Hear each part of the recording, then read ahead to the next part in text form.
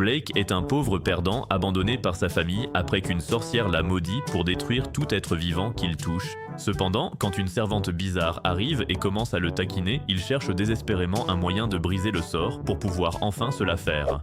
Tout a commencé quand une mystérieuse sorcière a jeté un sort mortel au jeune duc Blake, terrifiant sa mère au point qu'elle l'a banni dans une villa dans un domaine lointain. Là-bas, il mène une vie ennuyeuse, jouant du piano et écrivant à ses parents juste pour passer le temps, et il est frustré car il ignore pourquoi la sorcière l'a transformé en un Shigaraki de chez Lidl au départ. Pourtant, il a une servante blonde et joyeuse nommée Alice avec la silhouette d'Angela White, qui le taquine de façon bizarre chaque jour pour obtenir une réaction de sa part. Elle est un mystère pour lui car elle sait qu'elle finirait en poudre de protéines s'il mordait à l'hameçon. Un matin, alors que Blake savoure le thé et les gâteaux qu'elle a préparés, elle lui exhibe ses cuisses généreuses sous le nez. Alors, il lui dit d'arrêter ses taquineries parce qu'elle est la seule servante qui a accepté de rester et il ne veut pas la perdre. Mais elle l'ignore carrément et le taquine encore plus en l'incitant à manger un biscuit qu'elle tient dans sa bouche. Une fois qu'il l'a fait, elle appelle ça un baiser indirect, ce qui le trouble tant qu'il cache son visage rouge en hurlant. Un peu plus tard, Blake est assis sur un banc, pensant au fait qu'il n'a pas vu sa famille depuis son bannissement, et il prévoit de briser le sort pour rentrer chez lui. Soudain, un papillon commence à l'embêter, le faisant glisser et poser sa main sur un arbre pour s'équilibrer, mais l'arbre pourrit, le faisant tomber de la balançoire. Alors qu'il est encore au sol, Alice arrive et recommence à s'exhiber. Il se relève et lui demande d'arrêter pour éviter de la toucher accidentellement. Pourtant, elle le coince contre un arbre et lui demande s'il veut la toucher, alors il la supplie d'arrêter de jouer avec lui. Le lendemain matin, Alice sert le petit déjeuner au lit à Blake, mais il dit ne pas avoir faim, alors elle explique qu'elle a peur qu'il tombe malade et ne puisse plus jouer avec elle. En entendant cela, Blake accepte enfin de manger, alors Alice essaie de le nourrir, mais dès qu'il ouvre la bouche, elle le taquine encore en disant que son jeu de gorge pourrait surpasser celui de Mia Khalifa. Pendant qu'il mange, Alice demande pourquoi il n'aime pas manger, alors il explique que les repas sont le pire moment de la journée depuis sa malédiction, car ses parents restaient à des kilomètres de lui à table. Cependant, il admet qu'il mange plus depuis l'arrivée d'Alice et la remercie, ce qui la fait sourire. En débarrassant la vaisselle, Alice informe Blake que son ami proche, Philippe, viendra bientôt le voir. Le jour de la visite de Philippe, Blake stresse et envisage d'annuler par lettre, mais Alice le calme en lui rappelant comment Philippe jouait avec lui étant petit et en mentionnant qu'il a déjà répété des phrases de bienvenue de ChatGPT en attendant son arrivée. Alors qu'Alice l'aide à s'habiller, Blake lui dit qu'il n'oubliera jamais que Philippe était le seul à le regarder normalement quand ses autres amis l'évitaient à cause du sort, et il espère redevenir son ami si Philippe est toujours cool avec lui. En lui mettant sa cravate, Alice fait exprès de faire rebondir sa poitrine à quelques centimètres de son visage. Cela le fait rougir, alors il lui demande de ne pas agir ainsi devant Philippe, car il ne veut pas qu'un autre homme voie ses atouts de si près. Alice promet de ne le faire que pour lui et se rapproche en expliquant que c'est plus amusant de voir sa réaction, ce qui le fait paniquer à nouveau. Peu après, Philippe arrive avec des gardes et Blake tente de parler du bon vieux temps, mais Philippe fait soudain comme s'il ne se souvenait plus de lui. Blake tente de l'approcher, mais les gardes forment un mur devant lui, et même si Philippe prétend qu'ils font juste des poses de Jojo, Blake s'attriste, car il sait qu'il protège Philippe de lui. En buvant le thé, Blake est frustré d'avoir espéré pour rien, et il demande à Philippe la raison de sa présence.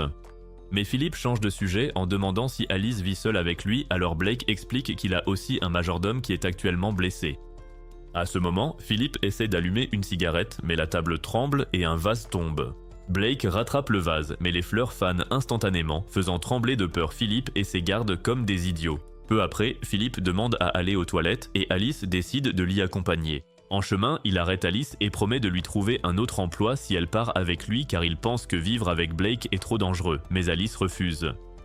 Soudain, Blake surgit et l'avertit avec colère d'arrêter de manquer de respect à Alice. Alors que Blake s'approche, Philippe le repousse avec sa canne et le traite de monstre, le laissant stupéfait. Il explique ensuite qu'il a été forcé de venir par la mère de Blake, qui veut que son frère cadet hérite du titre et rompe tout lien avec Blake. En partant, Philippe avoue qu'il a peur de Blake et jure de ne plus jamais revenir le voir. Au départ de Philippe, la déprime de Blake s'accentue et Alice s'inquiète pour lui, mais il cache sa peine derrière un sourire et lui dit que tout va bien. Plus tard, Blake est seul dans le jardin, se demandant si Alice l'aime, mais elle arrive avec un grand sourire et l'invite à dîner. En chemin, Blake dit à Alice qu'il n'a pas le droit de l'aimer puisqu'il ne peut pas la toucher ni même lui offrir une fleur sans qu'elle ne fane. Mais Alice lui prend la fleur des mains et lui dit que cette rose fanée est un beau cadeau car elle symbolise une demande en mariage. Elle promet de l'aider à briser sa malédiction. Et alors qu'elle s'éloigne, Blake se jure qu'un jour, il lui passera une bague au doigt de ses propres mains. Le lendemain, Blake essaie de lire le dernier chapitre de One Piece, mais Alice surgit à ses côtés et le fixe. Alors, il se plaint qu'elle est trop proche. Alice explique qu'elle adore voir ses réactions de près car elles sont trop mignonnes. Alors, il se détourne et se cache les yeux pour ne pas être gêné. Cependant, Alice passe de l'autre côté et le trouve adorable. Alors il panique en réalisant que ses oreilles sont sans défense. Peu après, le majordome de Blake, Rob, arrive et l'informe qu'il reprend le travail, car il est guéri de sa blessure au dos, alors Blake l'accueille avec joie. Rob s'excuse auprès d'Alice de lui avoir laissé toutes les tâches ménagères pendant son absence, mais Alice dit que c'est égal, car elle a pu passer ses nuits seule avec son jouet. Alors Blake la réprimande pour avoir essayé de l'embrouiller. Après que Rob a quitté la pièce, Blake se dit choqué que le vieil homme travaille déjà dur au domaine malgré sa blessure, et Alice souligne qu'il fait même des tâches trop lourdes pour elle, alors Blake en conclut que Rob est surhumain. Apparemment, Rob est le majordome de Blake depuis qu'il vivait dans sa résidence familiale et il a été le seul à l'accompagner dans son manoir actuel, alors Blake le voit comme une figure paternelle. En s'asseyant, Blake demande à Alice pourquoi elle reste là comme la statue de la liberté. Alors elle explique que Rob a fait tout son travail et agite ses atouts sous son nez en lui demandant s'il ne veut pas de sa présence. Blake explique qu'il ne peut pas se concentrer sur sa lecture quand elle est là, mais Rob l'interrompt pour l'informer qu'il lui a préparé du thé. Pendant que Rob lui sert le thé, Blake lui dit de laisser Alice faire une partie du travail car il est encore en convalescence, mais Rob répond qu'il n'a pas à s'inquiéter pour lui. Cependant, Rob accepte de partager les tâches ménagères avec Alice et l'appelle à le suivre, alors elle lui montre ses charmes une dernière fois avant de partir. Un peu plus tard, Blake marche dans le couloir et Rob essaie de l'attraper, pensant que c'est Alice, alors Blake s'écarte d'un bond et lui demande s'il a si hâte que ça de rejoindre l'au-delà. Rob s'excuse et explique que sa vue est trouble ces derniers temps à cause de son âge, tout en essayant de saisir la porte à côté de Blake, mais Blake s'écarte à nouveau et lui demande de faire un peu plus attention. Pourtant, le vieil homme semble toujours perdu, alors quand Alice arrive, Blake la supplie de le raisonner, mais Rob lui attrape hardiment le visage pour vérifier si c'est bien elle. Après l'avoir réprimandé, Blake, épuisé, tente de s'appuyer sur une table, mais Rob attrape vite le vase derrière lui et l'assure qu'il continuera à travailler ici tant qu'il vivra, car son corps connaît parfaitement les gestes. Juste au moment où Blake commence à reprendre espoir, le cœur du vieux fou lâche, le faisant s'effondrer de douleur. Des heures plus tard, Blake joue un morceau de Bruno Mars au piano. Il écrit ses propres chansons originales qui lui permettraient de gagner sa vie si sa famille l'abandonnait. D'aussi loin qu'il s'en souvienne, la seule chose pour laquelle il était félicité était son jeu au piano. C'est donc devenu son rêve et son seul espoir.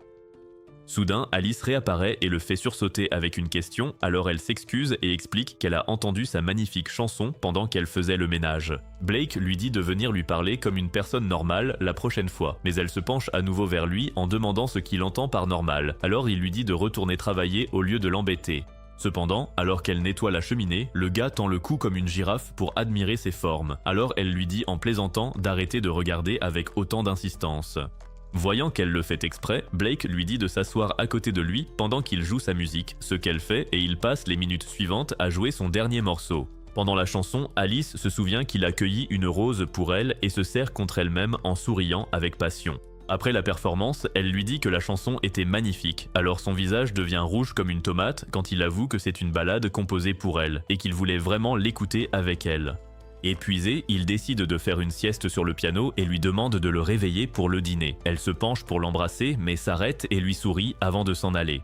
Le lendemain matin, Blake écrit des chansons tout en admirant la vue, mais sa petite sœur, Viola, arrive soudainement et commence à se plaindre de l'ambiance morose de son manoir. Viola passe nonchalamment devant Blake sans se soucier de le bousculer et le salue joyeusement. Blake appelle alors Alice et la réprimande pour avoir encore laissé entrer Viola sans permission. Peu après, Alice sert des sucreries à Viola et Blake lui demande quand elle part. Elle explique qu'elle ne restera pas longtemps car leur mère serait furieuse si elle apprenait sa présence. Quand elle remarque qu'il la fixe, elle l'accuse en plaisantant d'être un disciple de Didi. Et cela lui fait réaliser qu'il ne peut pas supporter sa personnalité.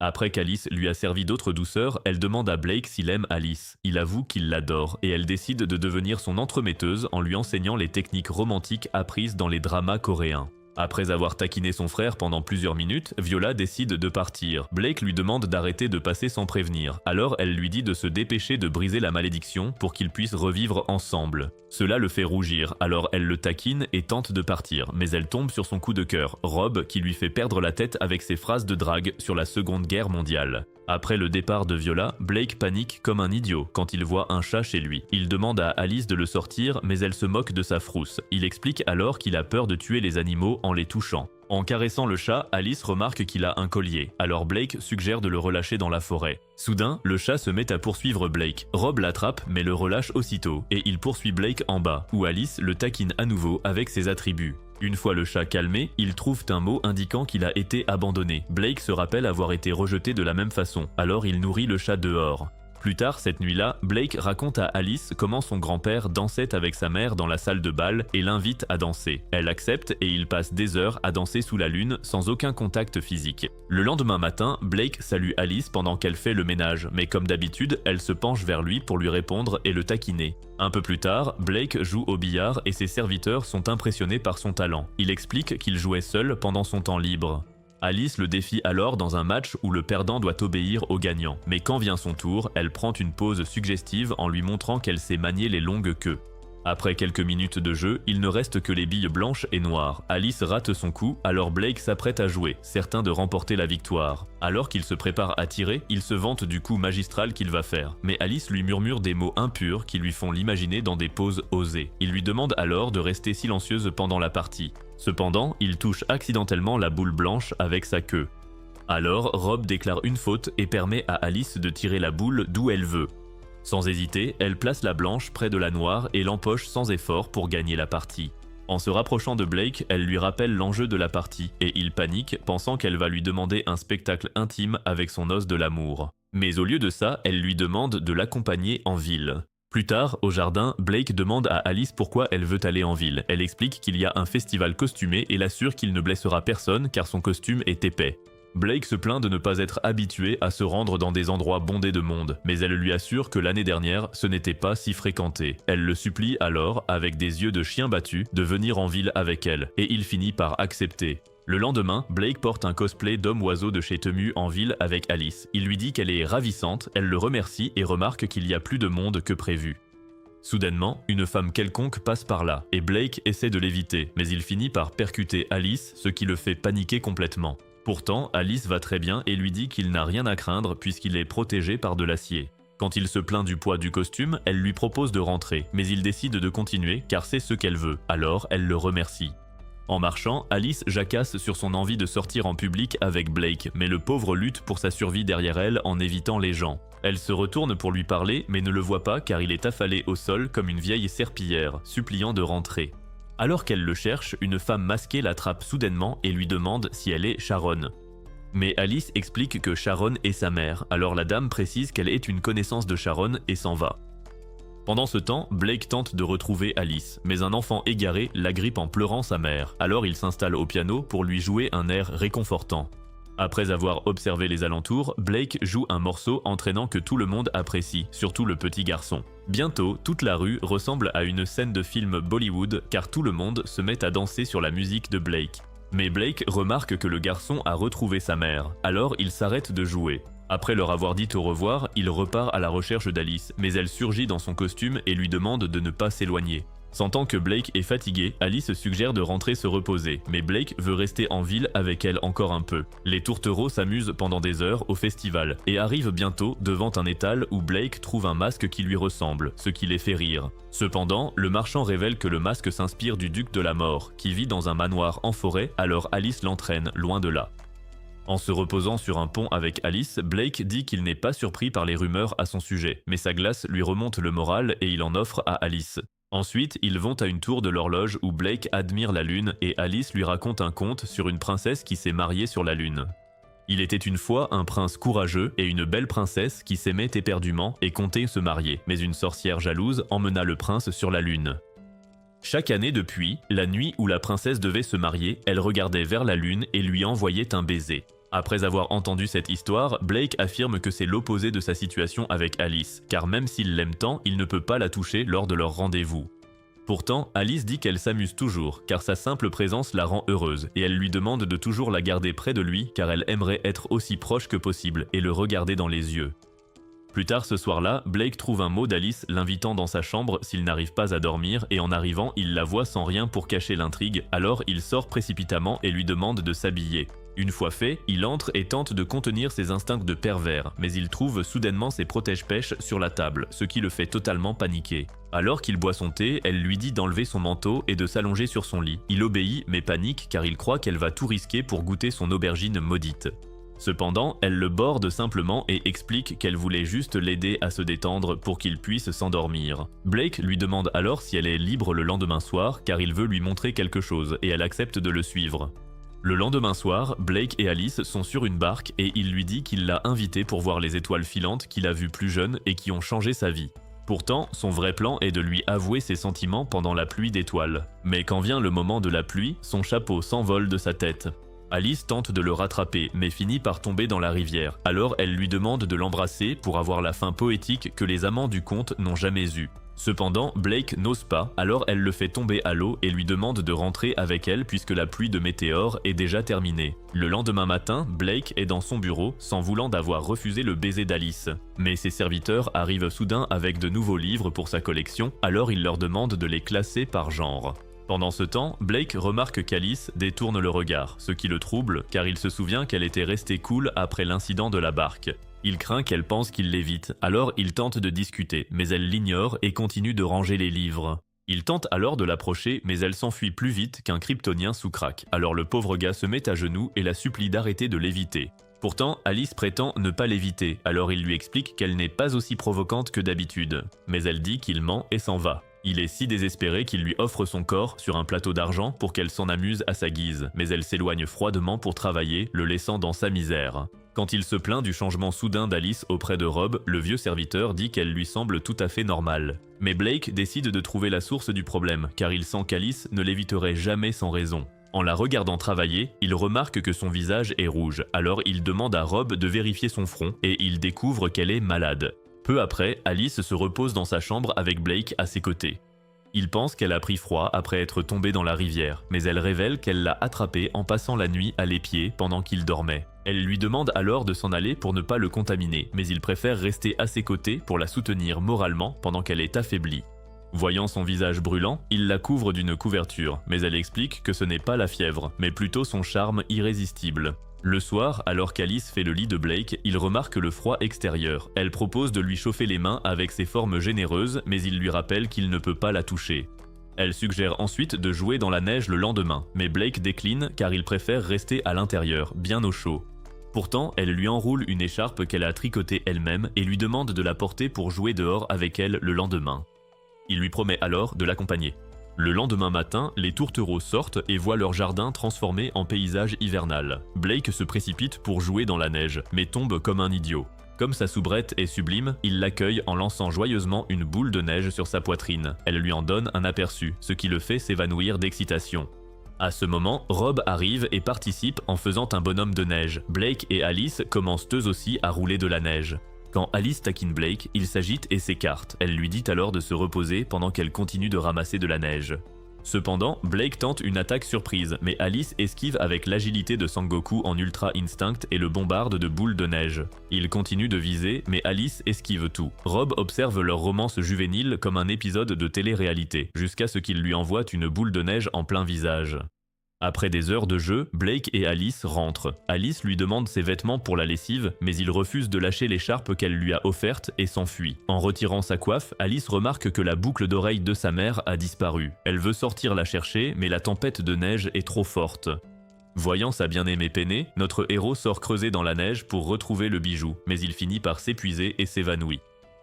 Soudain, une chauve-souris magique se change en une dame masquée qui atterrit près de lui et l'interpelle, ce qui le fait paniquer. Elle tente de l'aider, mais il explique qu'il est maudit et se relève seul avant de dire qu'il cherche la précieuse boucle d'oreille de sa servante perdue dans la neige. La dame s'étonne qu'il se donne tant de mal pour une servante. Il lui explique alors qu'Alice est très spéciale pour lui, ce qui la choque encore plus. Quand il lui demande ce qu'elle fait là, elle explique s'être égarée loin de ses amis et qu'elle comptait cambrioler le manoir pour manger avant de le trouver. Hélas, l'appel de Blake se coince, ses mains s'engourdissent, alors elle lui conseille d'abandonner et de revenir au printemps quand la neige aura fondu. Mais Blake craint que le bijou ne rouille et avoue vouloir voir la joie sur le visage d'Alice quand il lui rendra avant de perdre connaissance.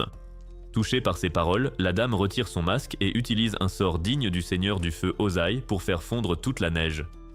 Quand Blake se réveille, il est surpris que la neige autour de lui est fondue, et la dame lui remet la boucle d'oreille manquante en se présentant comme Cuff, la sorcière. Alors qu'il marche dans le couloir, Cuff explique à Blake qu'elle ne peut pas briser sa malédiction, et elle lui demande s'il est sûr de laisser une sorcière entrer chez lui, mais il dit que c'est bon car il veut la remercier et lui poser plus de questions. Il retrouve bientôt Alice, et Blake lui dit que Cuff est une sorcière qui lui a sauvé la vie, mais elle le réprimande pour être sortie malgré ses avertissements. Lorsqu'il lui remet la boucle d'oreille, Alice le remercie et exprime sa joie qu'il aille bien. Mais Cuff l'entraîne soudainement dans la salle de bain pour discuter. En les attendant, Blake remarque qu'elle tarde, alors il les imagine en train de faire des trucs bizarres l'une sur l'autre dans cette salle de bain. Mais quand elles arrivent, Cuff explique qu'Alice l'aidait à réparer son manteau. Après avoir soudoyé Cuff avec une montagne de nourriture, Blake lui demande des informations sur la sorcière qui l'a maudit, mais elle dit n'en avoir aucune idée et lui raconte comment les humains traquent les sorcières, ce qui a coûté la vie à ses parents et à ceux de son ami. Comme son père est humain, Cuff est une hybride mi-sorcière, mi-humaine, mais elle n'a nulle part où aller car elle est rejetée par les deux groupes, et Blake est surpris qu'elle l'ait sauvée alors qu'il est humain, alors elle explique que c'est sa détermination qui l'a touché. Après qu'Alice a remis son manteau à Cuff, elle commence à jacasser sur son ami, alors Blake suppose qu'elle l'aime bien, et cela la trouble tellement qu'elle saute par sa fenêtre et s'envole. Le lendemain matin, Alice sert du thé à Blake tout en complimentant sa tenue, alors il la remercie et lui demande si elle ne s'ennuie jamais de porter le même uniforme de servante tous les jours. Mais elle révèle qu'elle en change tous les jours et lui montre à nouveau ses cuisses. Plus tard ce matin-là, Blake compose de la musique dans le salon et Viola arrive pour le taquiner comme d'habitude, mais elle tombe sur Rob, ce qui fait que son visage redevient rouge comme une tomate. Après le départ de Rob, Blake traite Viola de panthère, alors elle explique qu'elle est tombée amoureuse de cet homme plus âgé parce que les garçons de son âge sont trop immatures pour elle. Quand Blake lui rappelle que Rob est un serviteur, elle jette une fleur dans son chapeau et lui rappelle qu'il craque aussi pour sa propre servante. Peu après, Alice leur sert des sucreries, et Viola décide de découvrir quel genre de femme Alice est vraiment. Après l'avoir inspectée pendant plusieurs secondes, Viola dit qu'elle n'a aucun charme. Mais quand elle remarque les armes de destruction massive qu'Alice possède, elle demande à jouer avec. Une fois qu'Alice accepte, elle passe plusieurs minutes à les faire rebondir, et même si elle est enchantée par leur douceur, elle dit à Alice qu'elle n'a aucun charme et décide de lui enseigner la méthode Viola pour être charmante. Elle demande ensuite à Blake de faire face au mur et commence sa leçon en montrant à Alice comment faire des visages charmants. Mais Alice admire son joli visage au lieu de suivre ses instructions. Quand elle suit enfin les instructions de Viola, Viola demande à Blake de se retourner et il est complètement stupéfait par son charme. Alors elle félicite Viola d'être une bonne enseignante. À ce moment-là, Rob arrive et informe Viola que ses majordomes l'appellent pour rentrer. Alors elle commence à bouder parce qu'elle n'a pas pu parler à Rob. Voyant cela, Blake lui conseille de séduire Rob en utilisant la méthode Viola, et elle essaie de le faire, mais elle est tellement submergée par son énergie Sigma que son cerveau surchauffe. Le lendemain, Viola retourne joyeusement au manoir, mais la première personne qu'elle voit est Rob, alors elle se met à bégayer comme un gorille sous Met. Alors qu'ils marchent ensemble dans le couloir, Rob l'informe que Blake est dans la cuisine, mais elle s'en fiche complètement, car tout ce qu'elle veut, c'est admirer son prince charmant aux cheveux gris et ridés. Lorsqu'ils entrent dans la cuisine, ils voient Alice donner à manger à Blake, alors Viola demande ce qu'ils font, et ils expliquent qu'ils préparent de bons petits plats pour tenter d'attirer la sorcière au manoir grâce à l'odeur. Viola n'en a rien à cirer des sorcières, mais elle y voit l'occasion idéale de séduire Rob avec ses charmes féminins, alors elle supplie Alice de la laisser participer. Après qu'elle a mis un tablier, Blake lui fait une passe décisive digne de LeBron James en demandant à Rob de faire du pain avec elle. Tout en pétrissant la pâte ensemble, Viola commence à craquer pour Rob et il lui demande quelle forme il devrait lui donner. Mais elle lui demande de choisir car elle n'en a aucune idée. Alors Rob en fait de mignons petits chats, ce qui la fait baver devant lui une fois de plus. Alors qu'elle façonne son propre pain, Viola dit qu'il ressemble à un couple marié, mais Rob répond qu'elle est trop jeune pour être sa femme, et le mot femme la fait délirer à nouveau. Au fond d'elle, Viola est reconnaissante que son frère soit entouré d'âmes bienveillantes comme Alice et Rob pour le soutenir quand il ne va pas bien, mais elle dit à Rob de conseiller à son frère d'arrêter de faire l'idiot pour que son autre frère ne lui vole pas le trône. Cependant, Rob la remercie car il sait qu'elle tient à Blake malgré ses paroles dures, mais elle se remet en mode fan absolu. Un peu plus tard, Viola monte dans son carrosse et elle est triste de ne pas avoir pu passer plus de temps avec Rob, mais soudain, Rob arrive et lui donne un panier de pain à emporter chez elle, ce qui la rend extrêmement heureuse. Le lendemain, Alice fait du patin à glace pendant que Blake l'admire depuis le bord, mais un oiseau parlant arrive soudainement et demande s'il a vu son ami. L'oiseau se présente comme un sorcier nommé Zayn et dit qu'il sent une énergie maudite émaner de Blake.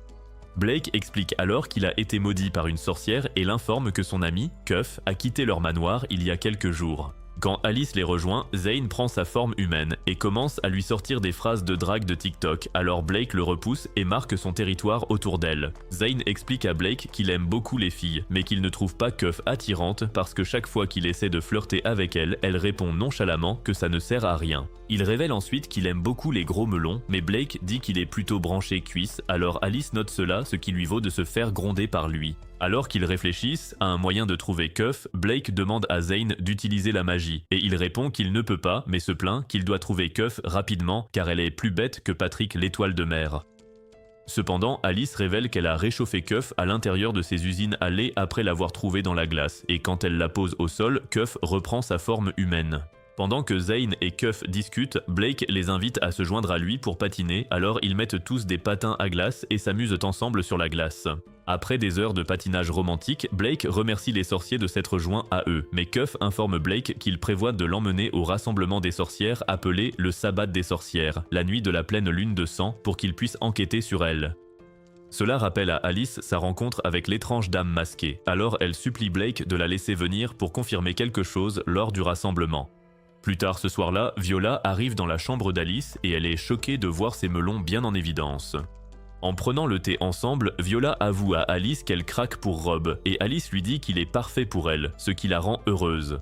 Quand Viola demande pour qui Alice a un faible, elle répond que c'est son prince charmant qui l'a sauvée quand elle en avait besoin. Alors Viola promet de l'aider à le conquérir. Viola confesse ensuite qu'elle a toujours voulu une grande sœur pour la chouchouter et s'endort sur l'épaule d'Alice. Soudain, Blake arrive pour chercher Viola, alors Alice suggère à Blake de la complimenter au maximum le lendemain pour qu'elle se sente choyée. Quelques jours plus tard, Alice sert du thé à Blake, mais il se plaint que les épaules de sa tenue de soubrette soient trop dénudées et lui demande de porter quelque chose de normal, alors elle le taquine en mettant des tenues encore plus bizarres. Peu après, Blake entre dans la serre pour lire car il fait froid dehors, mais il voit que l'endroit ressemble à la forêt maléfique. Alice explique alors qu'elle et Rob ont oublié cet endroit. Blake suggère de nettoyer tous les buissons, alors elle sort des ustensiles de nettoyage de son tablier pour aider. Pendant le nettoyage, Blake utilise son pouvoir de malédiction pour faire pourrir les plantes, mais cela lui rappelle comment il a accidentellement tué de petits animaux étant plus jeune. Les événements récents lui ont permis de découvrir les failles de la malédiction. Premièrement, les gens peuvent s'approcher de lui sans dépérir, et si ses vêtements sont assez épais, ils peuvent le toucher sans mourir. De plus, les gens peuvent toucher les objets qu'il manipule sans risque et il peut aussi saisir les vêtements des autres. Ce sont les règles fixées par la sorcière qui l'a maudit, il a donc l'impression d'être sous son contrôle depuis ce jour-là. Blake voit ensuite Alice admirer des fleurs, mais elle lui demande de les détruire pendant qu'elle va nettoyer l'autre partie de la pièce. Pourtant, il utilise les fleurs séchées pour fabriquer un diadème et le pose sur la tête d'Alice, alors elle le remercie et lui promet de chérir son cadeau. Blake se jure à lui-même qu'il ne restera plus longtemps sous le contrôle des sorcières, et lorsqu'il se souvient de l'explication de Cuff sur le sabbat des sorcières, il décide de trouver des pistes sur la façon de briser la malédiction afin de pouvoir retourner auprès de sa famille. Plus tard dans la soirée, Blake se promène dans le couloir et il entend Alice crier, alors il se précipite pour voir ce qu'il en est, pour la voir dans son costume d'Ève, ce qui le fait paniquer. Lorsqu'il se calme, Alice explique qu'un chat s'est glissé dans son vestiaire pendant qu'elle était sous la douche et a volé sa robe, alors il lui promet qu'il la récupérera auprès du chat. Alors qu'il s'y rend, il remarque qu'Alice marche derrière lui, alors il lui dit de rester en arrière, mais elle insiste pour l'accompagner puisqu'elle est la responsable de ce désordre. Voyant qu'il ne peut pas la convaincre du contraire, Blake place sa veste sur elle, et elle le taquine pendant qu'ils marchent ensemble dans le couloir. Finalement, il trouve ce chat, mais Alice remarque qu'il a déjà déchiré sa robe en lambeaux, alors elle explique à Blake que le chat essayait probablement de ramener des fils dans son nid. Blake propose de lui en acheter une nouvelle, mais Alice l'informe que la robe que le chat a détruite était sa préférée, parce qu'il avait un jour complimenté son apparence alors qu'elle la portait. Après qu'elle a enlevé sa tenue de servante, Blake lui suggère de prendre un bain et elle l'invite à la rejoindre, mais il s'enfuit. Plusieurs jours plus tard, Cuff et Zane arrivent pour emmener Blake au sabbat des sorcières, mais Blake est toujours occupé à se creuser la tête pour savoir quoi emporter avec lui. Lorsqu'il demande à Alice si elle a peur, elle répond que non et révèle qu'elle a des cadeaux emballés dans ses usines à lait pour les sorcières. Cependant, Zane et Cuff arrivent soudainement et Cuff brûle le sac d'armes de Blake tout en expliquant qu'il n'en a pas besoin car il n'est pas en danger tant qu'il ne découvre pas qu'il est humain. Alice demande si elle peut venir pour le sabbat des sorcières et Cuff accepte immédiatement, mais Blake est confus par leur désinvolture à ce sujet, alors Zane assure à Blake qu'il protégera Alice. Zane demande ensuite à Cuff de leur créer des robes, et une fois qu'elle l'a fait, il explique qu'ils seront déguisés en son frère et sa sœur pendant l'événement. Ensuite, Zane crée un portail magique par lequel tout le monde passe vers la dimension des sorcières, et alors qu'ils avancent, Blake est effrayé car les sorcières aux alentours ressemblent à des monstres. Soudain, un globe oculaire roule jusqu'à sa jambe, et le garçon à qui il appartient se précipite pour le ramasser, mais il se transforme en un monstre terrifiant qui fait sortir l'âme de Blake de son corps. Au début de l'événement, une sorcière masquée nommée Daleth apparaît et commence à faire l'appel, alors Zane explique à Blake qu'elle est leur chef. Après avoir pris les présences de Zane et Cuff, Daleth demande qui sont Blake et Alice, et Zane rappelle à Cuff le plan de dire qu'ils sont ses frères et sœurs, mais l'étourdi dit qu'ils sont leurs fils et leurs filles, ce qui l'amène à la gronder. Daleth fait ensuite quelques annonces légères sur les plantes et déclare que le sabbat est terminé, et Blake est surpris que la réunion soit déjà finie. À ce moment-là, une vilaine sorcière demande à Zane pourquoi il a choisi de fréquenter Cuff, qui a du sang humain dans les veines, mais Zane lui retire sa cigarette et lui demande de s'excuser auprès de Cuff puisqu'elle est une sorcière respectable. Une fois qu'il l'a fait, ils commencent tous à jouer au ballon ensemble, mais Alice s'approche de Daleth, qui la reconnaît instantanément de leur précédente rencontre. Quand elle demande pourquoi Alice est venue, Alice explique qu'elle voulait savoir si sa mère était liée aux sorcières, mais Daleth dit qu'elle n'est qu'une connaissance. Blake retrouve Alice pour récupérer un mouchoir, alors elle demande s'ils sortent ensemble, et Blake admet que ce n'est pas le cas. Cependant, elle mentionne soudainement sa malédiction, alors il demande comment elle le sait, et elle explique qu'elle l'a vu dans le manoir d'un aristocrate quand il était plus jeune. Elle révèle aussi qu'elle connaît la sorcière qui l'a maudit, mais quand il demande qui elle est, Daleth les informe qu'elle est déjà morte et qu'elle n'a aucune idée de comment briser le sort. Blake est choqué d'entendre cela, alors il commence à la harceler de questions sur la mort de la sorcière, mais Daleth dit qu'elle est morte parce qu'elle était un génie de la magie, et elle n'en sait pas plus car elle l'a détestée. Elle lui demande ensuite de renoncer à briser la malédiction car elle est plus complexe qu'un sort normal, et brûle son déguisement, permettant aux sorcières alentours de sentir qu'il est humain. Les sorcières se mettent à les poursuivre, et l'une d'elles attaque avec des lianes magiques, mais Blake les fait pourrir pour sauver Alice, et la bande s'échappe par un portail vers le manoir. Blake remercie ensuite Cuff de les avoir aidés et demande pourquoi elle se donne tant de mal, alors elle explique qu'elle voulait devenir son amie après avoir vu jusqu'où il irait pour la personne qu'il aime. En entendant cela, Blake lui dit avec enthousiasme qu'il souhaite aussi être son ami, alors elle entraîne Zane hors de la pièce et lui dit qu'il repartirait sur de nouvelles bases la prochaine fois. Le lendemain matin, les tourtereaux se détendent dans le jardin et Blake demande à Alice d'essayer une robe blanche car il aimerait la voir en robe de mariée, mais ses rêveries font disjoncter son cerveau. Un peu plus tard, Alice montre à Blake un pot magique fabriqué par une certaine sorcière et elle explique qu'elle l'a acheté en ville quelques jours plus tôt car il contient des livres de recettes de cuisine. Alors qu'elle remplit le pot d'eau, Blake demande ce qu'elle compte préparer et elle répond que c'est quelque chose entre une soupe et un filtre d'amour. Blake demande s'il doit vraiment l'accompagner et elle dit que oui puisqu'elle fait ça pour lui car elle veut voir sa réaction. Elle murmure ensuite une phrase de drague au pot et il chauffe soudainement tout en la rejetant, ce qui amène Blake à se demander quel genre de goût bizarre la sorcière peut bien avoir. Après avoir mis tous les ingrédients dans le pot, Alice commence à mélanger, mais Blake est troublé par le fait que certaines sorcières soient sauvages et maléfiques, alors que d'autres sont cool comme Zane et Cuff. Il se rappelle que Daleth lui a dit d'abandonner l'idée de briser sa malédiction, mais il décide de ne pas le faire et commence à réfléchir à un moyen de procéder jusqu'à ce que le pot lui hurle dessus. Voyant cela, Alice explique qu'ils peuvent apprivoiser le pot avec des mots magiques suggérés par le livre, puis elle lit une autre phrase de drague, ce qui trouble tant le pot qu'il libère un écran de fumée. Quelques secondes plus tard, elle tend la cuillère à Blake et lui demande de penser à toutes les choses joyeuses de sa vie en remuant le pot. Il s'exécute, mais son esprit mal placé imagine Alice faisant du fanservice, ce qui lui enflamme la tête. Alice révèle alors qu'ils ne font pas une soupe ordinaire, mais une potion pour lever la malédiction de la sorcière, et la potion ne sera pas efficace s'il est distrait pendant qu'il mélange. En entendant cela, Blake panique tout en admettant qu'il a été distrait. Mais elle dit que ça va tant qu'il ignore le sort, expliquant qu'elle voulait tester ce remède potentiel car la sorcière qui l'a maudit est morte. Elle lui fait ensuite boire la potion et il hurle de douleur en se plaignant que ça a pire goût que les aisselles en sueur de ta grand-mère. Pour tester l'effet, Alice tente une fleur à Blake, mais quand il la tient, elle se fane comme d'habitude, leur faisant réaliser que la potion est fausse.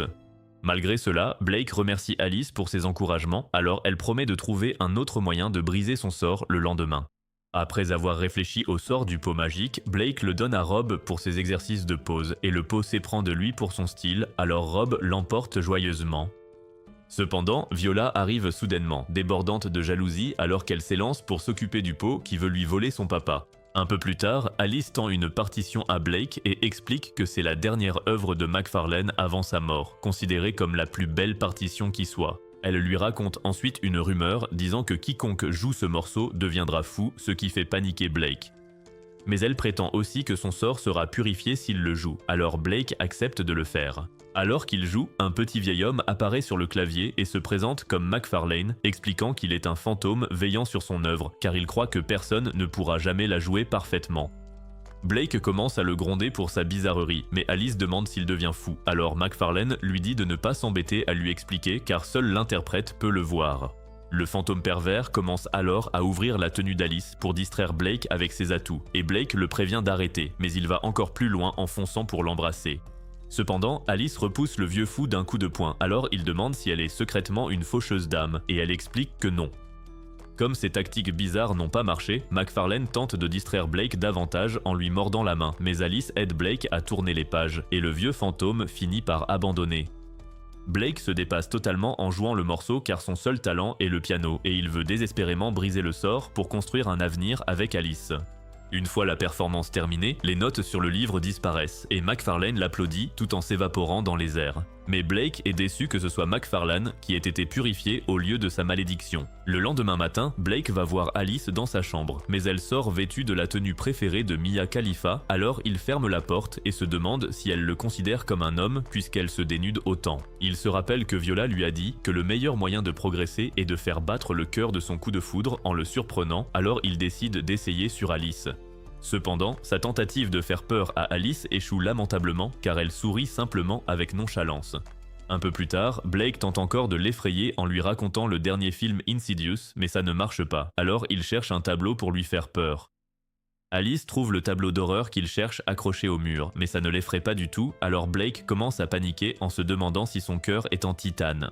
Cependant, elle lui dit joyeusement que son cœur bat vite pour lui parce qu'elle l'aime, et cela fait sortir son cœur de sa poitrine comme un personnage de dessin animé. En fixant ce tableau d'horreur, Blake est si terrifié qu'il renverse un vase par mégarde. Quand il veut ramasser la fleur, Rob l'en empêche car c'est une plante rare qui ne fleurit qu'une fois tous les 5 ans. Soudain, Rob s'approche de lui avec une hache telle Michael Myers. Blake s'enfuit alors pour se cacher dans un placard.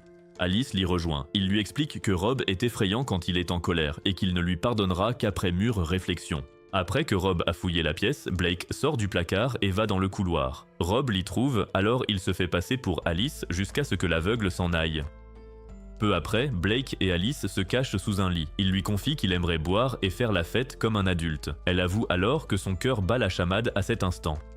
Mais Rob interrompt ce moment romantique et emmène Blake au salon. Il lui montre des bijoux cachés dans le pot de fleurs par d'anciennes servantes malhonnêtes. Alice félicite Blake pour sa découverte, mais en réalité, il n'avait aucune idée que ces bijoux étaient là. Quelques jours plus tard, tout le monde se détend au salon, et Cuff galère royalement à apprendre l'alphabet. Blake lui assure leur soutien. Elle explique alors qu'elle veut apprendre à lire et écrire au plus vite pour faire une surprise à Zane.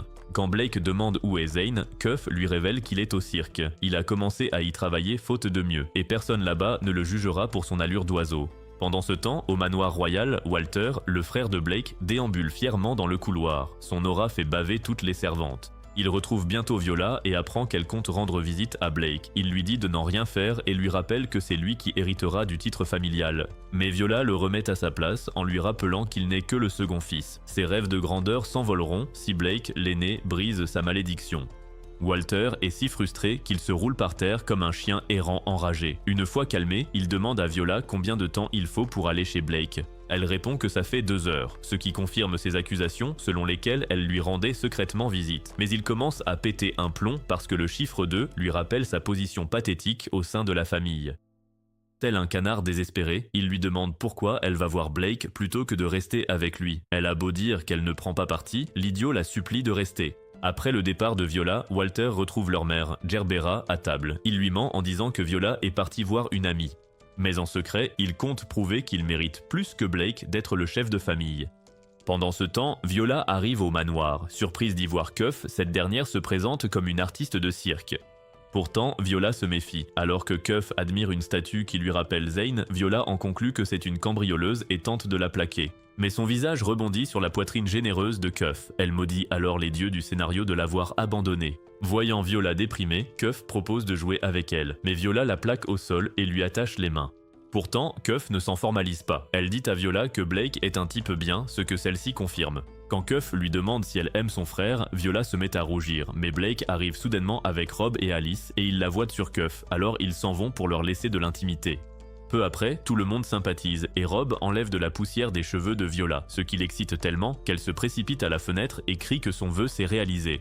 Des heures plus tard, Blake et Alice jouent aux échecs ensemble et Alice ferme les rideaux tout en soulignant qu'il neige dehors tout comme le premier jour où elle est arrivée ici. À l'époque, Blake sombrait dans une telle misère qu'il ressemblait à un fléau de classe spéciale, mais Rob a invité Alice dans sa chambre en désordre et elle s'est présentée comme sa nouvelle servante. Il a demandé avec colère à Rob pourquoi il avait engagé une servante sans permission, mais Rob a expliqué que la maîtresse de maison l'avait autorisé car Alice et Blake sont de vieux amis. Cependant, Blake a dit qu'il ne voulait pas qu'on lui rappelle ses jeunes années car elles étaient misérables, et il a dit à Alice de quitter le manoir, affirmant qu'il n'y avait pas de place pour elle ici. Malgré cela, Alice s'est précipitée vers lui et lui a dit qu'elle ne l'avait pas oublié et que pouvoir le revoir était son rêve devenu réalité. Il l'a prévenue qu'elle mourrait s'il la touchait, mais elle a dit qu'elle le savait déjà, alors il lui a demandé de retourner chez sa tante d'où elle venait. Cependant, Rob a fait semblant de ne pas l'entendre et lui a demandé de le rejoindre pour trouver une chambre. Et en sortant, Alice a dit à Blake qu'il n'avait pas changé car il avait toujours un regard doux dans les yeux. Après son départ, Blake s'est allongé sur le sol et a souhaité qu'il le laisse tranquille pour qu'il meure seul. Pendant ce temps, Rob et Alice sont arrivés à une cabane à l'extérieur, et Rob a demandé à Alice si elle était sûre de vouloir utiliser un endroit aussi délabré comme chambre, mais elle a dit que c'était bien car c'était plus confortable que le manoir exigu. En entrant, Rob s'est excusé pour le comportement de Blake, mais elle a dit que cela ne la dérangeait pas, alors il lui a serré la main tout en lui disant qu'elle ressemblait trait pour trait à sa mère. Le lendemain matin, Blake a été choqué de voir qu'Alice était toujours dans la maison portant une tenue de servante, et quand elle a complimenté son chapeau, il a rougi mais l'a jeté par terre et s'est plaint que sa tenue était trop révélatrice. Cependant, elle a commencé à le taquiner en agitant ses atouts de taille oméga devant son visage, mais cela l'a pris au dépourvu, alors il lui a dit qu'il la détestait et s'est enfui. Un peu plus tard, Blake était au piano et Alice est arrivée avec de la nourriture, mais il lui a dit qu'il n'allait rien manger tant qu'elle ne serait pas partie. Alors elle a demandé s'il ne l'aimait pas. Blake a admis qu'il ne la détestait pas et il sentait qu'elle se moquait de lui intérieurement pour être un perdant laid et misérable, mais elle a joyeusement affirmé que son coup de gueule était poétique et lui a demandé de manger froid une fois de plus avant de partir. Pendant qu'elle parlait à Rob, Blake l'a soudainement appelée et l'a emmenée dans sa chambre en désordre, qu'il lui a demandé de nettoyer seule en 3 jours si elle ne voulait pas être renvoyée. En nettoyant la chambre, elle s'est souvenue du jour où Blake l'avait trouvée malade allongée sur l'herbe et l'avait aidé à se relever. Au retour de Blake, il a vu que sa chambre était plus brillante que le crâne de Mike Tyson et il a été surpris qu'elle l'ait fait en une nuit. Alors elle a expliqué qu'elle était déterminée à lui être utile. Cela l'a fait fondre en larmes et il lui a dit de faire quelque chose de plus utile de sa vie que de s'occuper d'un bon à rien, mais elle a répondu qu'elle préférait rester à ses côtés. Peu après, Blake a décidé de quitter ce manoir, puisque Alice ne comptait pas partir, alors il a marché dans la neige en se rappelant la sorcière lui disant qu'il ne connaîtrait plus jamais l'amour. Soudain, il glissa et tomba au sol, et tout en restant allongé, il se souvint de sa rencontre passée avec Alice et pria pour la revoir. Quand Alice arriva, il lui dit qu'il voulait mourir, mais elle lui jeta de la neige au visage et les larmes aux yeux, elle lui demanda de ne pas gâcher sa vie car elle tenait à lui. Après l'avoir aidé à se relever, elle lui demanda de rentrer avec elle et de vivre à ses côtés pour toujours, alors il la suivit chez elle. Là-bas, Rob fut surpris de voir qu'ils s'entendaient bien, alors Blake lui confia qu'il aimait Alice. Dans le présent, Blake rougit en se remémorant ces événements, mais Alice l'informe qu'elle vient de gagner leur partie d'échecs. Le lendemain, Viola demande à Blake des idées de cadeaux pour Rob et il suggère des lunettes de lecture, mais elle refuse car elle veut pouvoir plonger son regard dans le sien à tout moment. Alice propose alors un mouchoir et elle accepte aussitôt l'idée, alors Alice dit à Blake qu'elle est une grande romantique tout comme lui.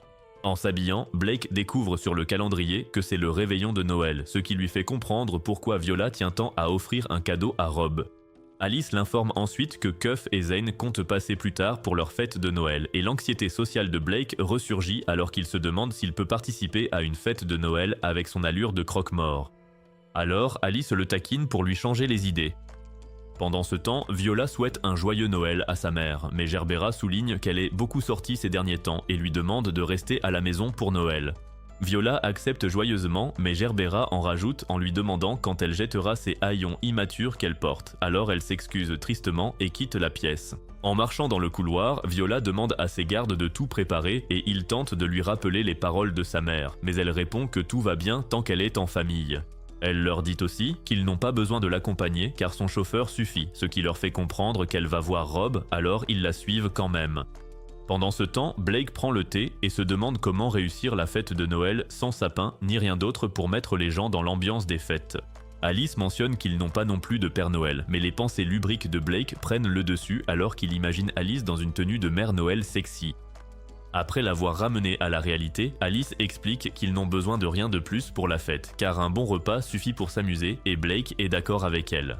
Pendant ce temps, Viola est dans le carrosse et prie désespérément pour que Rob aime son cadeau, sans se douter que le chauffeur est son frère, Walter, déterminé à prouver qu'il est plus apte à diriger la famille. Au manoir, Zane et Cuff arrivent avec un sapin de Noël, alors Zane suggère que les filles décorent l'arbre pendant que lui et Blake s'occupent du reste de la décoration. En décorant la maison, Zane raconte à Blake que Cuff a toujours été une étourdie depuis son enfance et le remercie d'être son ami, mais Blake les remercie aussi pour toute leur aide. L'homme-oiseau suggère ensuite d'enrouler un ruban autour d'Alice, et Blake commence alors à rêver d'Alice emballée comme un cadeau pour lui. Mais Zane va encore plus loin en suggérant de le faire avec Alice dans le plus simple appareil, alors Cuff le foudroie de colère. Les décorations finies, Cuff réveille Zane et lui montre avec joie le sapin de Noël qu'elle a décoré avec Alice. Zane se souvient que Blake l'a encouragé à déclarer sa flamme, alors il dit à Cuff qu'elle est belle comme le sapin, mais s'aperçoit qu'elle s'est déjà endormie et il l'aborde sur le canapé. À l'arrivée de Viola, elle se précipite à l'intérieur, laissant Walter supposer qu'elle mange en secret la saucisse de son grand frère. Mais il voit qu'elle a laissé tomber son cadeau, ce qui le motive d'autant plus à évincer Blake. Il s'introduit dans le manoir, tel un espion, tombe sur le costume de Père Noël et décide de l'enfiler. Mais Cuff surgit et se met à sauter de joie, persuadé que le Père Noël est enfin arrivé. Pour garder sa couverture, il joue le Père Noël et lui remet le cadeau de Viola, mais elle le poursuit et l'entraîne vers les autres. Pendant ce temps, Viola est épuisée d'avoir cherché son cadeau partout, mais voyant Zane se prélasser, elle le prend pour Rob et se met à le câliner. Cependant, le vrai Rob arrive avec Alice et annonce à tous que le costume de Père Noël qu'ils avaient a disparu. Mais Viola s'est attachée au corps plumeux de Zane, alors elle continue de le câliner. Soudain, Walter tombe par la cheminée et tente de jouer le Père Noël, mais Viola le démasque aussitôt, alors il retire son costume et demande à Blake de le voir comme un rival. Viola réprimande Walter pour l'avoir suivi et explique qu'elle n'est pas là par amour pour Blake, ce qui terrasse les deux frères sous le choc émotionnel. Walter s'étonne que Blake connaisse des sorcières, mais il estime ne pas être fait pour diriger la famille, même s'il brise le sort. C'est alors que Cuff arrive par la fenêtre et Viola se bat avec elle pour le cadeau. Walter demande alors à Blake s'il compte diriger la famille alors qu'il ne maîtrise même pas la pièce. Blake dit qu'il acceptera le titre si la famille le reprend une fois le sort levé et Walter se plaint que sa vie de second fils est bien plus maudite. Mais les filles l'interrompent en se battant, alors Blake intervient pour les calmer. Alors que la dispute s'envenime, Cuff met le feu au cadeau par mégarde. Blake l'éteint à main nue et le rend à Viola, qui le remercie le visage tout rouge. Voyant cela, Walter lance un défi à Blake. Le premier à découvrir la vérité sur le sort héritera du titre, le perdant restant l'éternel remplaçant, et Blake accepte le pari. Walter tente de soigner sa sortie, mais tout son charisme s'effondre quand il trébuche et s'étale comme un parfait idiot. Ensuite, tout le monde s'amuse à la fête de Noël, tandis que Walter observe de l'extérieur, incapable de rentrer sans Viola. Après la fête, Blake et Alice se promènent dans le jardin enneigé, et Alice taquine encore son chéri jusqu'à ce qu'il trébuche et tombe. À terre, il lui rappelle qu'il était couvert de neige ainsi quand il songeait à mourir, avant qu'elle ne vienne changer sa vie. À l'époque, Blake avait avoué à Alice qu'il l'aimait et qu'il voulait passer le reste de ses jours à ses côtés. De retour au présent, Blake remercie Alice grâce à qui il a pu fêter Noël avec ses amis, et elle lui dit de voir cela comme son cadeau de Noël. Elle s'allonge ensuite sur la neige à ses côtés et lui dit qu'elle veut partager le sol froid avec lui parce qu'ils vont continuer à vivre ensemble, ce qui lui fait réaliser qu'elle est plus pure qu'il ne le pensait. Il y a plusieurs années, Alice était une petite fille qui se promenait chez elle et sa mère, Sharon, l'a soudainement serrée dans ses bras par derrière et lui a rappelé qu'elle devait rester au lit en raison de son état de santé. Alice s'est excusée, mais Sharon a expliqué qu'elle n'était pas en colère et qu'elle s'inquiétait seulement pour elle. Alors que Sharon avançait avec Alice, toutes les servantes ont commencé à lui poser des questions sur la façon de gérer certaines tâches et elle leur a donné des réponses détaillées. Voyant cela, les serviteurs seniors ont encensé Sharon pour son excellent travail de gouvernante, mais ils ont souligné qu'elle manquait de caractère et elle leur a donné raison immédiatement en commençant à faire l'idiote juste devant eux. Sharon et Alice sont bientôt arrivés dans un couloir où Blake courait devant et il a joyeusement salué Alice de la main, alors elle lui a rendu son salut alors qu'il s'enfuyait. Voyant cela, Sharon la taquine d'être amie avec lui mais a promis qu'elle ne se mettrait pas en travers de son chemin et l'a embrassé sur la tête. À ce moment-là, Rob est arrivé et a salué Sharon, mais son manque de charisme a poussé Alice à se cacher derrière la jupe de Sharon, alors il a brisé la glace en lui demandant ce qu'elle pensait du travail de sa mère. Alice a répondu joyeusement que la façon de travailler de sa mère était incroyable et qu'elle ambitionnait de devenir une excellente servante tout comme elle quand elle serait grande, alors Rob lui a dit qu'il attendait avec impatience le jour où ils pourraient travailler ensemble. En bordant Alice, Sharon l'a serrée fort dans ses bras et a promis de la protéger quoi qu'il arrive parce qu'elle l'aimait. Dans le présent, Alice se réveille d'un rêve où elle a revécu ces événements et serre légèrement son médaillon. Plus tard ce matin-là, Viola prend son petit déjeuner avec sa famille et elle réalise que sa mère est furieuse contre elle, alors elle blâme Walter de l'avoir suivie à son insu. Mais Walter blâme Blake dans son esprit pour être simplement le premier-né. Pendant ce temps, Cuff gambade joyeusement en ville tandis que Zane l'observe depuis une cachette et il se souvient quand Viola lui a dit que si Cuff était si écervelé, c'est parce qu'il s'occupait trop d'elle. Elle lui a ensuite demandé de la laisser faire les courses, seule parfois pour son propre bien. Et maintenant, dans le présent, Zane décide qu'il l'observera de loin sans intervenir. Une vieille marchande tend à Cuff une pile de courses, mais quand elle demande de l'argent, Cuff réalise qu'elle est mal barrée parce que Zane n'est pas là, et Zane fait une crise de nerfs dans sa cachette, luttant contre l'envie de la tirer d'affaire. Elle propose ensuite d'échanger un caillou contre les marchandises, mais la vieille dame demande si ses parents lui ont donné de l'argent, et c'est là que son cerveau de moineau comprend enfin qu'elle demandait de l'argent depuis le début, alors elle tend quelques pièces à la dame. Peu après, Cuff réussit à acheter du pain dans une boulangerie et Zane est soulagé de voir qu'elle fait des progrès. Cependant, en sortant, un pickpocket lui dérobe son sac de pièces, mais elle l'attrape et lui dit que Zane lui a confié l'argent. Alors qu'elle lui reprend l'argent, le garçon trébuche et tombe vers une clôture pointue, mais Cuff le sauve. Elle remarque ensuite qu'elle a renversé le sac de course, ce qui l'inquiète puisque c'est Zane qui l'a envoyé, mais Zane arrive et l'aide à les ramasser. Ce soir-là, Blake traîne sur le balcon car il n'arrivait pas à dormir, mais Alice arrive et lui dit de l'attendre dans sa chambre. Là, elle se glisse sous les draps avec lui et il lui demande de partir après qu'il se soit endormi, mais il commence à transpirer abondamment quand il réalise qu'il dort à côté de la fille de ses rêves. Alors qu'il admire son beau visage, elle se tourne et commence à le taquiner, alors il avoue que la tension l'empêche de dormir. Cependant, Alice passe à la vitesse supérieure en essayant d'enlever son pyjama et Blake commence à paniquer car il sait que Rob le lobotomiserait s'il les surprenait dans cette situation. Une fois calmé, Blake dit à Alice qu'il n'est pas correct pour un couple non marié de dormir l'un à côté de l'autre puisque sa mère l'avait mis en garde par le passé. Alors, elle lui demande ce qu'il pense de sa mère. Blake prétend ne pas avoir de sentiments forts pour elle, mais il sait qu'elle l'attend à la maison. Alors, il veut faire la paix avec elle et lui parler de sa relation avec Alice après avoir brisé la malédiction. Il admet qu'il n'est pas facile pour un héritier d'épouser sa servante, mais il promet de faire des efforts pour que ça marche et si sa famille n'approuve pas, il prévoit de rompre les liens avec eux. Cependant, Alice lui dit de ne pas envisager de faire ça, alors il décide de se concentrer sur la rupture de la malédiction et la remercie de l'avoir aidé à retrouver le sommeil. Alors qu'Alice s'en va, Blake lui demande d'apparaître à nouveau dans ses rêves, et elle lui demande de faire de même, mais après avoir quitté la pièce, il commence à lui manquer.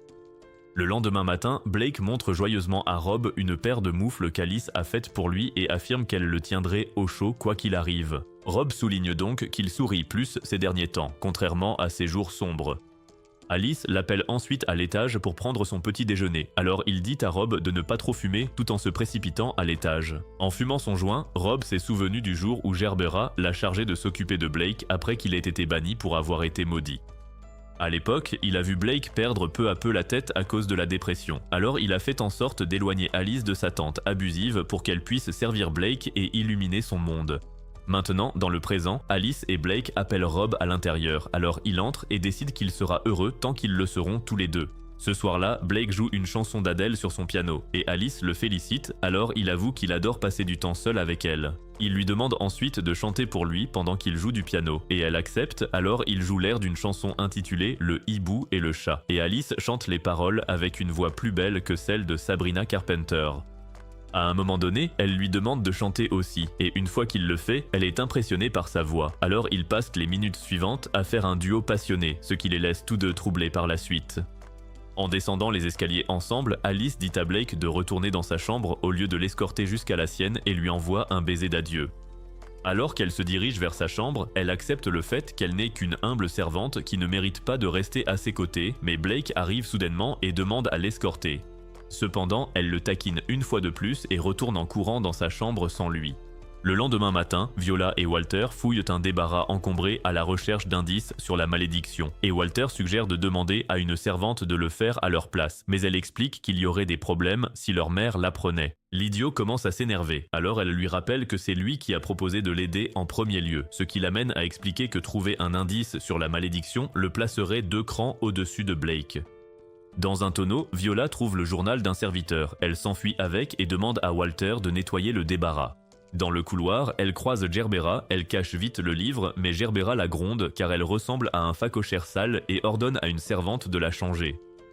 Plus tard, Viola arrive dans le bureau de Gerbera dans une tenue de Cendrillon et Gerbera lui demande de s'habiller ainsi désormais, mais elle se plaint que les jupes longues ne sont pas son style, alors sa mère lui rappelle qu'elle doit honorer le nom de famille car elle sera bientôt mariée. Comme une fille typique de la génération Z, elle hurle sur sa mère, lui demandant si elle ne peut pas vivre sa propre vie, mais Gerbera passe devant elle avec indifférence en lui disant que non.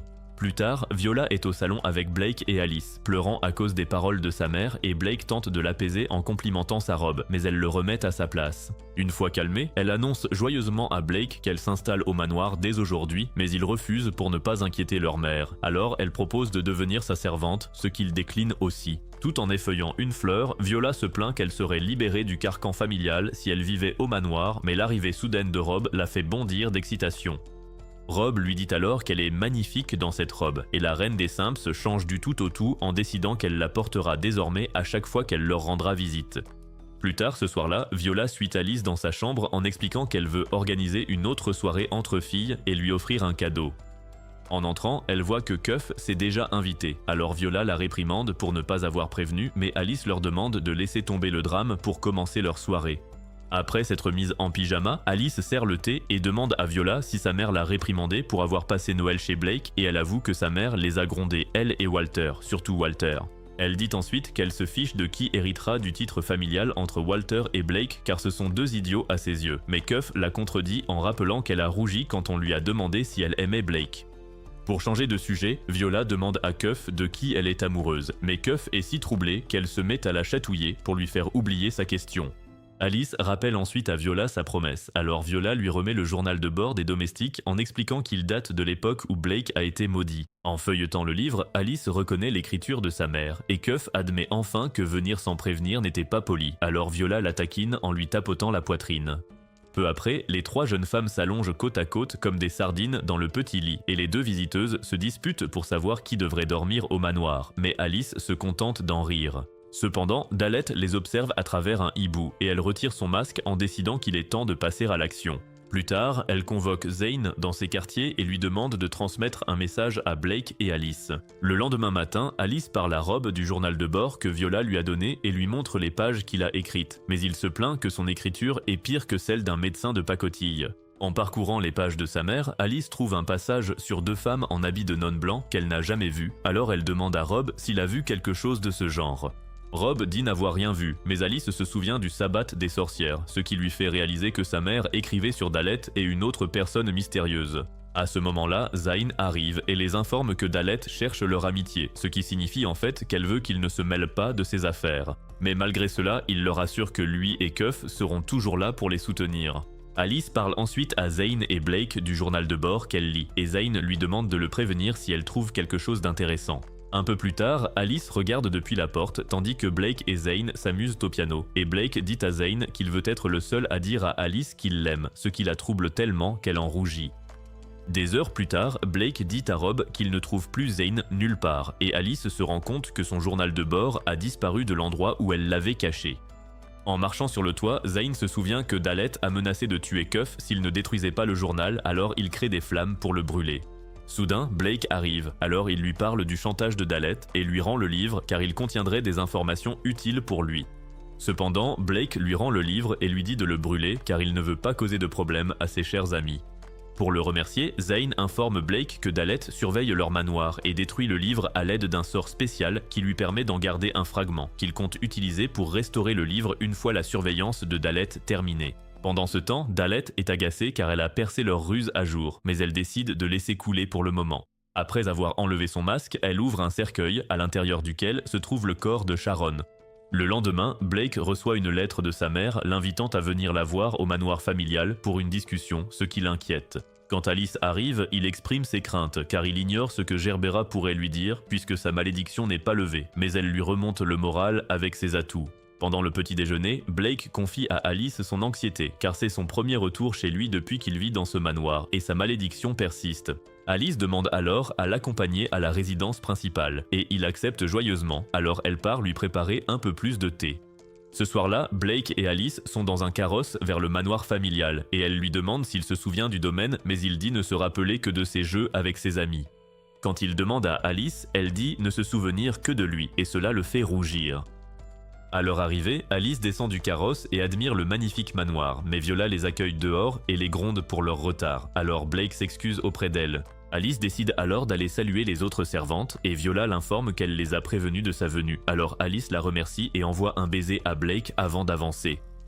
Tandis que Blake marche dans le couloir avec sa fratrie, il remarque que les servantes alentour agissent comme des statues, mais ils arrivent bientôt à la chambre de leur mère, où Walter avoue que c'est lui qui l'a informé de la visite de Viola au manoir. Cependant, Blake dit que ce n'est pas grave et le félicite d'être un gentleman, alors il réprime Blake pour son côté trop parfait. Quand Blake entre dans la chambre de Gerbera, elle évoque immédiatement le fait qu'il n'a pas rompu la malédiction en 10 ans, alors il s'excuse et lui demande encore un peu de temps. Comme il est trop tard pour discuter, elle décide de reporter au lendemain et autorise Blake à rester au manoir jusque-là. Il tente de lui dire quelque chose, mais elle lui dit froidement d'attendre leur discussion du lendemain, alors il quitte la pièce et sa fratrie le conduit à la chambre d'amis.